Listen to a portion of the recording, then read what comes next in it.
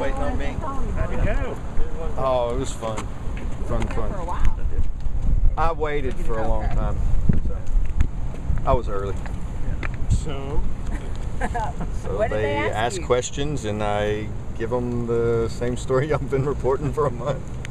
That's about it. Is the exact same story? Yeah. Truth doesn't change, so. tell them about Jared Massey and I told them that I'd spoken to Jared Massey and about the $250,000. That's, Did you talk to him about any other lobbyists?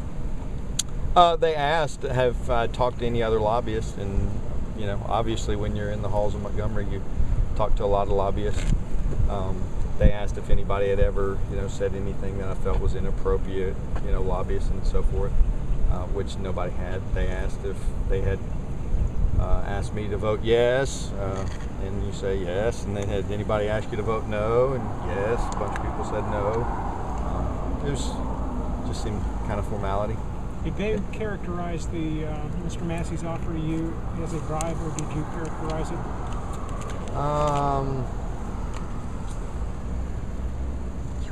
I don't recall whether. I don't think they asked that specific question like that.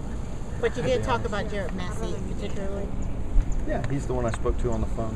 Can you just give us a summary of what you told him about Massey?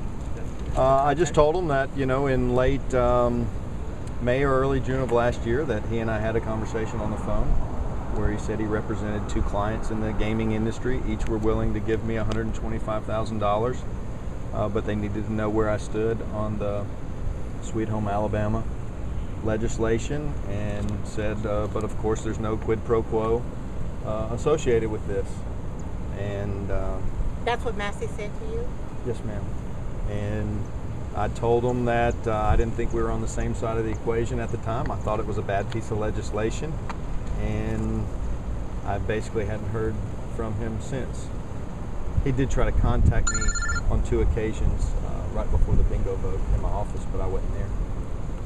Do you know the names of those potential contributors? The $125,000. No, I did find out after the phone call that he did represent Country Crossing, but that's, and that was from my consultants. Were you asked today if you knew the identities of those potential donors? They asked if at that time did I know who those 2 people were. I said no. They asked, when did you find out, who he represented? I said, well, right after that I talked to my consultants. They told me that he represented Country Crossing, so I knew that. But other than that, I have really no idea who else he represents or what he does with his lobbying firm. How long were you inside in the hearing room? Probably 30 minutes, maybe. And that's primarily all you talked about, was that $250,000 offer? It seemed to center around that quite a bit. Anything else come up? Not really. That seemed to be the gist of it. Just a conversation. Grand jury jurors themselves asking questions? About 3, 4, 5. What kind of questions did they ask you? Just simple questions. Like?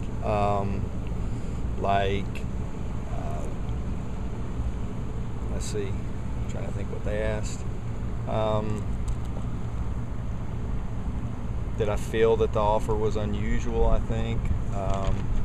And your answer was? Yeah, at the time, it just seemed to be what you expected out of special interest and money being flaunted around Montgomery.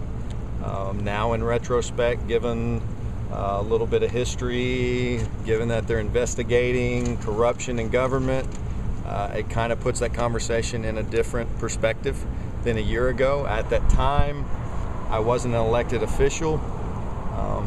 I wouldn't have taken any money anyway, so I just kind of brushed it to the side. But now in retrospect, it probably seems to be a little more important phone call than I thought at the time. Did they ask you about anything else other than bingo, as far as corruption in state government? No, they did not ask me about any other. Did you mention the names of any legislators? Just Jared Massey. Well, he's not a legislator. No. Just the lobbyists, Jared Massey. Were there any other? Well, let me ask you this: were there any other lobbyists you mentioned other than Jared Massey? They just spoke about several lobbyists, and that I'd had conversations with, on both sides of the equation. Like I said, About bingo. Yeah, people that were for and against, and specifically about bingo. And who were the names of some of the other lobbyists you had conversations with? One of them was Tom Coker, and Tom and I had spoken about trying to improve Senator Bedford's original bill, because I told him that I was willing to try to make improvements on the bill, because I wanted to see a wall of separation between the gaming industry and the legislature, so they couldn't influence decisions inside Montgomery. Any other lobbyists? No, because he's the only one that I talked to about working on the bill. From what you know and what you said on the stand, you expect indictments. I have no idea. I don't know what they've heard and the kind of questions that they've asked anybody else.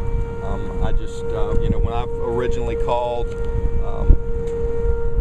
and offered up, the information, I think, in my mind, I'm thinking I have more of what might be background information that could possibly be leading up to whatever has transpired that has caused them to be investigating on the corruption around the bill, to be honest.